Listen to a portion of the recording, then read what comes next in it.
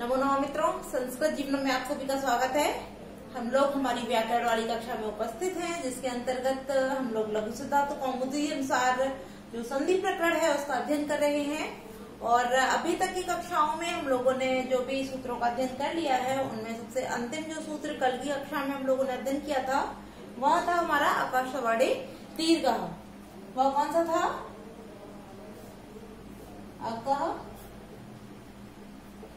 सवर्णे दीर्घ। अब जैसा कि इस सूत्र का अध्ययन हम लोगों ने कर लिया था, किंतु हम लोग जैसा कि बात कर रहे थे इसके अपवादों की कि यह जो सूत्र है वो किसका अपवाद है। तो कल हम लोगों ने जान लिया था कि यह जो सूत्र है अकसवर्णी दीर्घ, यह हमारी गुण संधि का भी अपवाद है और साथ ही साथ यह यड़ संधि का भी अपवाद है। अब किस प्रकार से यह है तो हम लोगों ने इसको जान लिया था। जैसे गुण संधि का हम लोगों ने सूत्र जब पढ़ा था तो वह क्या था कि जब उसका सूत्र था आद गुण। आद गुण अर्थात आ के बाद यदि कोई अच आता है तो उसके स्थान पर गुण हो जाएगा। इस प्रकार से आद गुणा सूत्र में कहा गया था। तो आ के बाद यदि कोई भी अच आता है तो वहां गुण हो जाएगा, किंतु अकसवर्णी दीर्घ में जिस प्रकार बोला जा रहा है, जब आ के बाद आ लिखेंगे तो यहाँ दीर्घ हो जाएगा, ना कि गुण हो पाएगा। इस कारण यह जो हमारा सूत्र है यह गुण संधि का अपवाद है। अब हम यदि यड़ की बात करते हैं तो यड़ में क्या कहा गया? इको यड़ची, अर्थात इक के स्थान पर यड़ आदेशित हो जाएगा। अब इक के स्थान पर अर्थात ई के बाद अगर कोई भी अच होगा तो उसके स्थान पर यड़ आदेशित हो जाएगा। किंतु जब हम ई के बाद क्या करते हैं? ई आदेशित करते हैं, तब यहाँ क्या हो जाती है हमारी? अब क्योंकि एक में हमारे जो वर्ण आते हैं कौन से थे? ई, उ, री और र, हमारे 4 वर्ण आते हैं। और जब इसके बाद अर्थात ई के बाद जब दूसरा भी ई आएगा तब यहाँ अकसवर्णी दीर्घ सूत्र लगेगा, ना कि हमारा जो यड़ संधि का इको यड़ची सूत्र है वह। तो इस कारण हम अर्थात यहाँ जो अच आएंगे, इस ई को छोड़ के बाकी जो 8 अच आएंगे तब यहाँ पर यड़ संधि हो जाएगी। इसी प्रकार यहाँ जो हमारा आ के बाद आ आया है तो यहाँ पर भी जब हमारे कौन से आद गुणा अर्थात आ के बाद क्या ई, उ, री और रा यह वर्ण आएंगे तभी यहाँ पर गुण होगा। आ के बाद आ आने पर गुण नहीं होगा। तो इस कारण हम लोगों ने जाना यह जो हमारा अकसवर्णी दीर्घ सूत्र है वह गुण और यड़ दोनों ही संधियों का अपवाद सूत्र होता है। अब क्योंकि हम लोगों ने कल इसका जो उदाहरण था दैत्यारी वो देख लिया था और आप सभी के लिए होमवर्क दिए दे रहे हैं, किंतु अर्थात जो हमारे लघु सिद्धांत कौमुदी में बोले गए हैं तो उनमें मुख्य मुख्य जो उदाहरण है वह आप सभी लोग अवश्य देख लीजिए। जैसे श्रीशः है, विष्णुदयः और होत्रिकार। तो आप सभी लोग इन सभी उदाहरणों को आप स्वयं करके देखिए।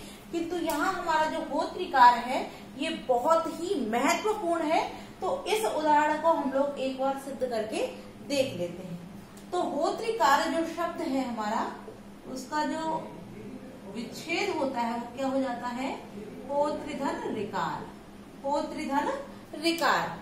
अब यहाँ क्योंकि अकसवर्णी दीर्घ जो हमारा सूत्र क्या कहता है कि अक प्रत्याहार के बाद जब उसका सवर्णी आएगा तब उसके स्थान पर दीर्घ हो जाएगा। तो हम जानते हैं कि जो त्र है हम उसको भिन्न भिन्न करेंगे तो होत और ता से क्या निकल के आएगा हमारा? री। ठीक है, और उसके बाद भी हमारा क्या दिया है? री दिया है, ऋकार।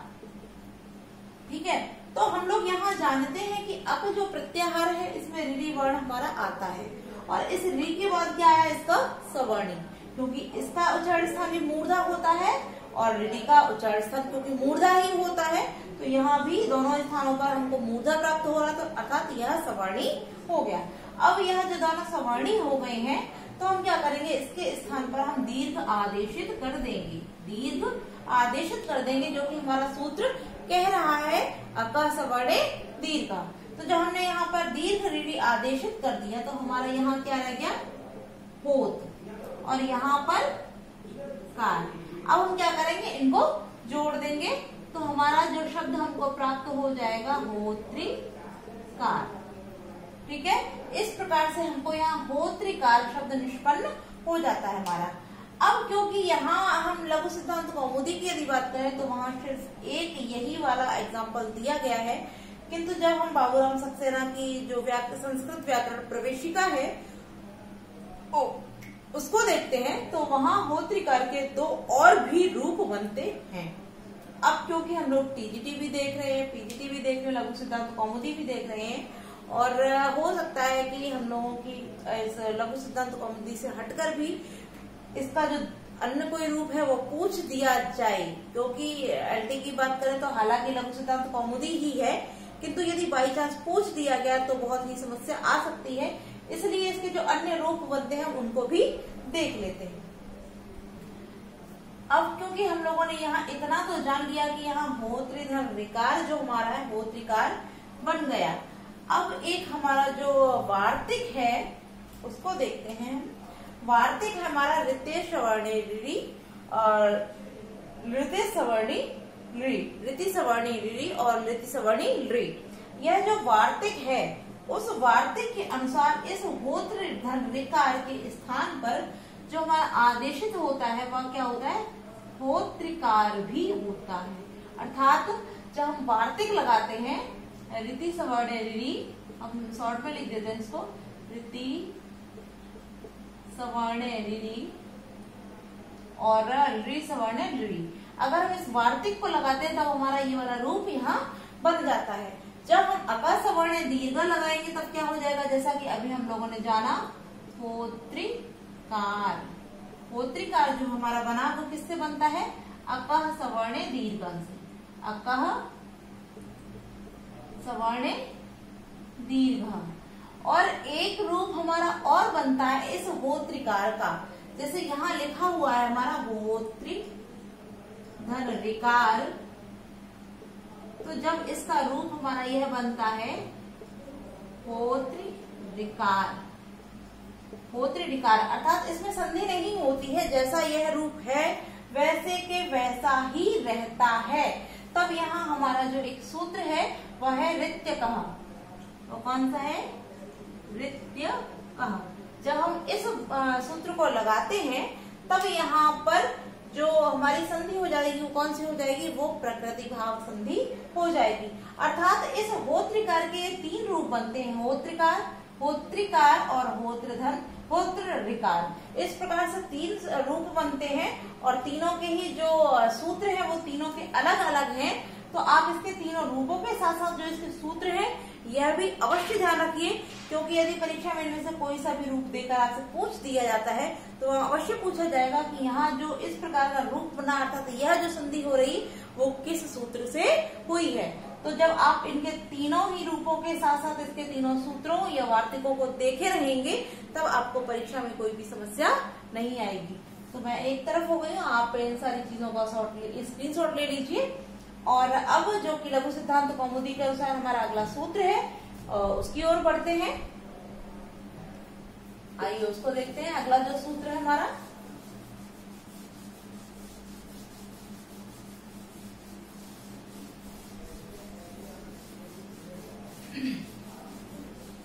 लघु सिद्धांत कौमुदी में अब हमारा जो अगला सूत्र है वह है एंग पदांता दति। एंग पदांता दति। जैसा कि आप सभी ने संधियां पढ़ रखी हैं तो आप लोग जानते हैं ये जो एंग पदांता दति सूत्र है यह किस संधि का सूत्र है, यह हमारी पूर्व रूप संधि का है। अब यह क्या करता है, यह विधान करता है। इस कारण यह विधि सूत्र है, क्योंकि यह विधान करता है तो विधि सूत्र है। अब यह किसका विधान करता है, तो ये पर रूप का विधान करता है। किसका करता है, पर रूप का। तो ये दोनों ही प्रश्न आप लोग जानते रहिए कि जो एंग पदांता दति है वो कैसा सूत्र है, वह विधि सूत्र है, विधान करता है, विधि सूत्र है। किसका विधान करता है, तो पर रूप का विधान करता है। अब यह सूत्र हमारा क्या कहता है कि एंग पदांत अर्थात जब क्या हो, पदांत में एंग हो, पदांत में एंग हो, पदांत क्या हो, एंग। जो एंग है हमारा क्या है, यह एंग प्रत्याहार है, यह एंग प्रत्याहार है। और उसके बाद क्या आए, अत। यहाँ देख रहे हैं पदांत धन अत, जो ता है, ता को यहाँ दा आदेशित करके संधि की गई, तो यहाँ हमारा क्या जाए, अत। अत से तात्पर्य अ, अर्थात पदांत एंग के बाद यदि जब अ आएगा तो उसको क्या हो जाएगा, पूर्व और पर के स्थान पर एक आदेश हो जाएगा, अर्थात पूर्व रूप पूर्व और पर के स्थान पर एक आदेश हो जाएगा। ठीक है, तो हम लोगों ने पदांत एंग के बाद यदि अ आता है तब वहां दोनों के स्थान पर एक आदेश हो जाएगा। अब हम जानते हैं, अब हम एंग की बात कर लेते हैं। यहाँ जो हमारा एंग लिखा हुआ है, अर्थ तो हम लोगों ने जान लिया है। अब क्योंकि यहाँ जो एंग लिखा है, एंग क्या है, हमारा प्रत्याहार है, और एंग प्रत्याहार में कौन कौन से वर्ड आते हैं हमारे, तो ए और ओ। यह हमारा मानसिक सूत्रों का तृतीय सूत्र है, ए ओ न्यम। तो ये एंग प्रत्याहार, तो ए और ओ हमारे दो ही वर्ण इस एंग प्रत्याहार में आते हैं। अब हम देखते हैं इसका उदाहरण। तो यहाँ दिया हुआ है हमारा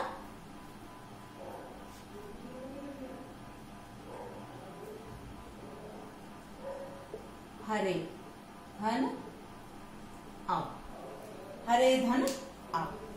अब यहाँ हम देखते हैं जो हरे शब्द है यह पद है, क्योंकि यह हमारा संबोधन में आता है। आपने देखा होगा जब हरि शब्द के हम रूप पढ़ते हैं तो ये संबोधन में प्रयुक्त होता है। तो यहाँ जो पद है, और पद में भी क्या है, अंत में एंग है। तो जो नियम हमारा यह सूत्र एंग पदांत बोल रहा है, वह नियम हमारा यहाँ पूर्ण होता है। आगे देखते हैं कि आगे क्या बोलता है, अत, अर्थात अ हो, तो यहाँ आगे क्या है, आ। अब हम इसको क्या करते हैं, संधि करते हैं। तो यहाँ किस प्रकार से हमने रात से क्या निकाला, ए निकाला, उसके बाद हमारा जो आर है और क्या है, हुआ।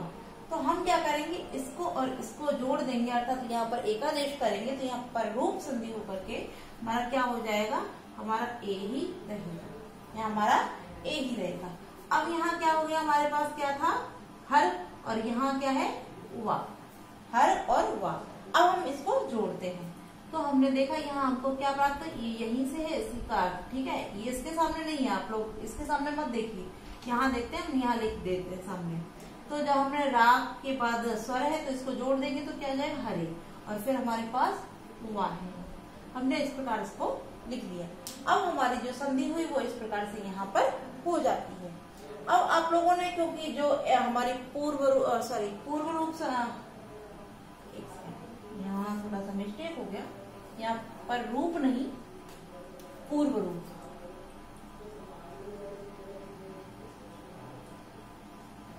ये पूर्व रूप का विधान करता है। जो एंग पदांतादति हमारा सूत्र है, ये पूर्व रूप का विधान करता है। और शायद मुझे जहां तक याद है मैं बोल सही रही हूँ और मैंने लिख गलत दिया है, मैंने पूर्व रूप ही बोला है और पर रूप यहाँ गलती से लिख दिया है। तो आप लोग पर रूप नहीं, पूर्व रूप ही समझना चाहिए, क्योंकि यह जो एंग पदांतादति है ये पूर्व रूप संधि का सूत्र है और ये पूर्व रूप ही विधान करता है। अब यहाँ जैसा कि हम लोगों ने पूर्व रूप संधि पढ़ रखी है, तो उसमें क्या बताते हैं, क्योंकि यहाँ जब पदांत एंग के बाद जब आ आता है तो यहाँ इस प्रकार से जब हम संधि करेंगे तो ये हो जाएगा। किंतु यहाँ आप लोगों ने देखा होगा एक शब्द, एक चिन्ह प्रचलन में है, वो कौन सा है, आपने अवग्रह देखा होगा। इस प्रकार का जो निशान होता है ये क्या होता है, अवग्रह होता है। तो हम क्या करेंगे, इसके बीच में यहाँ इसको लगा देंगे, अर्थात जो हरे हो जाएगा, हरे व। तो यहाँ इसको हम क्या बोलते हैं, इसको अवग्रह बोलते हैं।